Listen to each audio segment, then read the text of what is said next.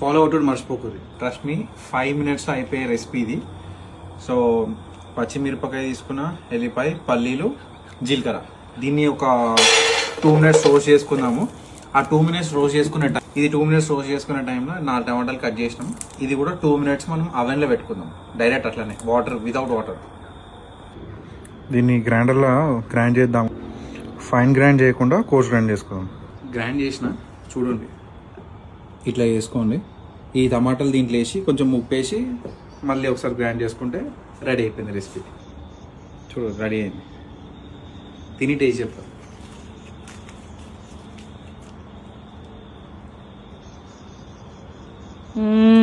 Super చెప్పింగా. Jabardasth. Try చేయండి, comment చేయండి, try చేసి కామెంట్ చేయండి. ఫాలో అవుట్ మర్చిపోకూడదు. Thank you.